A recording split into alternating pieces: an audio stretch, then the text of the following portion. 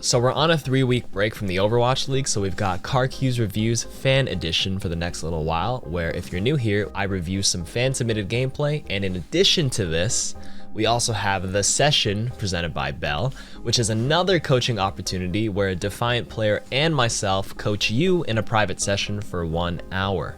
There's so much Overwatch educational content here that you don't want to miss out on. Make sure to subscribe to the channel here and follow the Toronto Defiant on Twitter to get details for everything. Enough from me, let's get started with KARQ'S Reviews Fan Edition.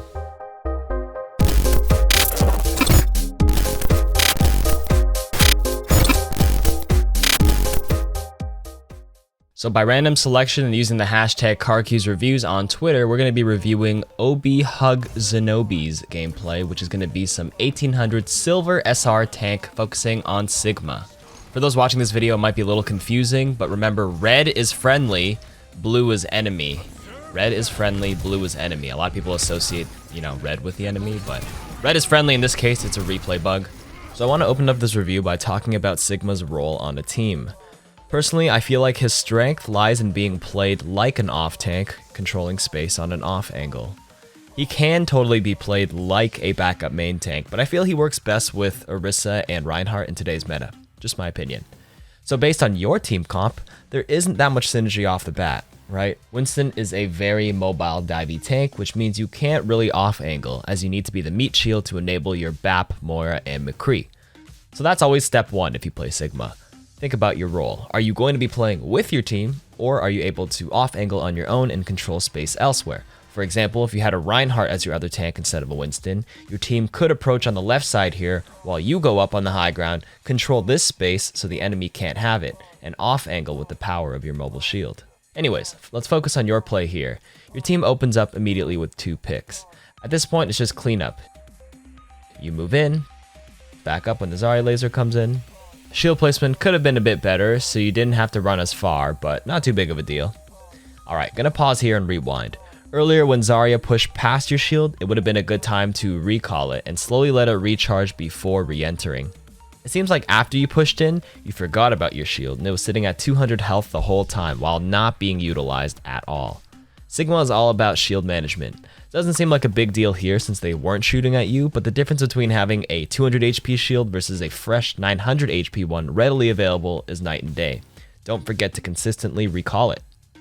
As this plays out, your shield does get destroyed, and once you 1v1 the Zarya again, there's a bit of panic and you use your kinetic grasp, which wasn't the best decision because, number 1, you have your shield, number 2, she was reloading, and number 3, her laser pierces through it anyways, you can only really eat her secondary fires. Eventually, you do utilize the shield and move behind it, which is good, but in the future, you can probably play a bit closer to it instead of moving back super far. I know you had the Winston bubble as well in this case, but classic shield dancing mechanics are basically sitting behind the shield, and as soon as it looks like they're going to cross to your side, you cross back to the other side. This makes Zarya's laser pretty ineffective if you do that, which may provoke her to use her secondary fire plus melees instead, and that's when you can use your kinetic grasp to eat up some of that damage if necessary. As you capture the first point, we'll fast forward a little bit to the second point. Your Winston initiates and uses Primal Rage, which is good. He's starting to take space. You need to help him out. You're walking forward, but you're not using your shield at all. Anytime you walk forward to take space, you need to minimize the time you don't have a layer of protection in front of you, whether it's your shield, your kinetic grasp, or some cover like this middle pole. What I would have done here is put up a shield, start shooting down the enemy backline for a bit to build the last % ulti charge for your flux. What you do here is peel back for the enemy Rein Zarya, which is okay I guess since your Winston did come back too. But I feel like there was such a lost opportunity there with your Winston who was actually moving forward and trying to make something happen with his primal. That's already a huge issue with tanks at silver.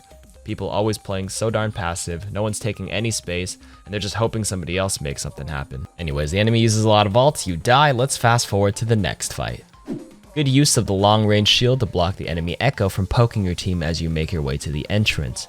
Make sure to do this every time, guys. Echo isn't too much of a threat from this distance, but I guarantee some of you guys watching this video have had your Volskaya pushes never work, because an enemy Widow, Hanzo, or Ashe just keeps killing your team trying to move forward here, and you stagger forever, unable to find a good 6v6 fight. Here we go, your Baptiste opens up with Window, Moira with Coalescence, you see the Doomfist initiate, and your reaction is to throw a rock, and that's good. Just gotta get the timing down, and you can definitely start punishing those plays the better your mechanics get. Reinhardt gets a charge on you, but you do get healed up. You finish him off, and I think you panic kinetic grasped again, which wasn't necessary. Remember that when you kinetic grasp, you can't use any abilities, but you are able to recall your shield. And this is very important because this is the time you want to take more damage so you earn more HP. After this, you can hear McCree cast his High Noon. This is a good signal for you to use your Gravitic Flux since you can lift enemies up in the air for an easy combo. McCree does end up getting the Zarya without your help, but there was potential for a lot more if you perhaps communicated ahead of time or reacted to his High Noon. Alternatively, you could have taken the initiative and went for the Flux earlier, especially after the enemy Mercy res the Rein, and then hopefully your McCree reactively High Noons based off of your playmaking instead. Somebody's always got to do the initiation, right? As Rein is now alone without her Zarya, you guys move forward and kill the Rein. Excellent. Good rock here on the Lucio. You can always follow up with a primary fire after the rock, and there was a missed opportunity here to deal direct hits with your hyperspheres to finish off the Lucio. If I'm going to be honest, it seems like you were surprised you hit the rock and you didn't have your crosshairs lined up. So my tip here is to always be prepared to follow up after you throw your rock and watch enemy movements. It's all about crosshair placement.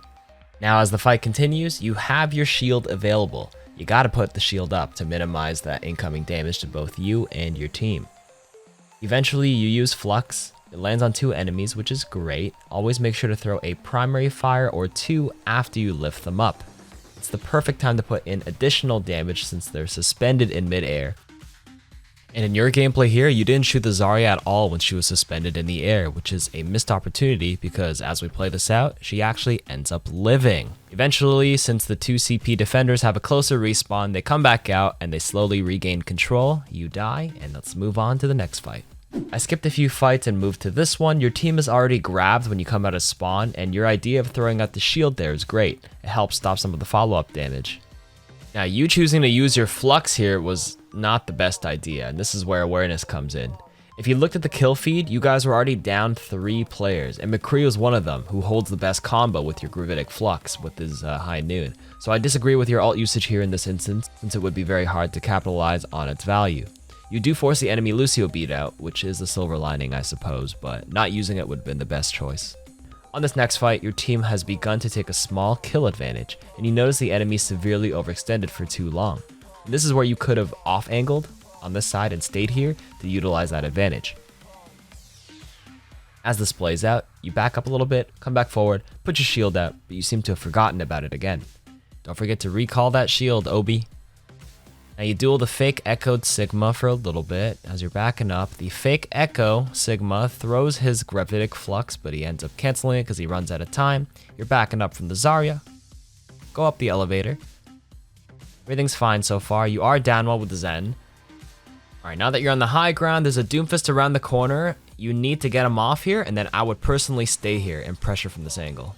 There's still 13 seconds left on the clock, which gives you plenty of time, like 5 to 10 seconds to stay up here and pressure and shoot the enemies. Because again, overtime only triggers if you touch the point within the last 3 seconds of the round. But you get a little antsy, walk up, get shattered, and the round is basically over at that point.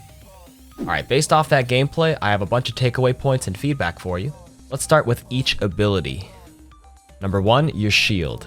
Oftentimes I saw you either not using your shield at all, or you'll put it out once and forget about it. Shield management is very, very important on Sigma. Number 2, your kinetic grasp. I felt like you panicked and used it suboptimally. Number 3, I thought your rock mechanics were fine. You landed a couple of good ones. You just got to react a little bit quicker to punish things like Doomfist at a vault or that seismic uppercut combo, and learn to follow up with your hyperspheres for a huge damage combo. Number 4, let's talk about your Gravitic Flux, your ultimate. The few times I did see you use it in this game, you landed it on a couple of enemies, which is great, but just don't forget that you can always throw in 1 or 2 primary fires in between to help the burst damage and secure kills. Overall, I feel like you underutilize Sigma's strength with his kinetic grasp and shield management. In general, the bread and butter approach for Sigma is to manage his shield by constantly putting it up, recalling it, putting it up, recalling it. Then once it gets low, you cast your kinetic grasp, and remember you can recall your shield as you cast it, so you can bait people to shoot that shield, and then now they're shooting the kinetic grasp, it soaks up all the damage, then hopefully you have 600 to 800 HP after that, which gives you a huge damage cushion, which will hopefully last you long enough for your shield to recharge, and then you have it up again, you manage it well, and then by the time that shield is low, kinetic grasp is back up cooldown, etc, etc. Rinse and repeat. It's a cycle. Hopefully that made sense. Thank you again for submitting your gameplay. Obi hugs Zenobi, and I hope everyone learned a little bit about Sigma. And that's it from me. Make sure to subscribe to the channel up here and to watch the other episodes of the series down here.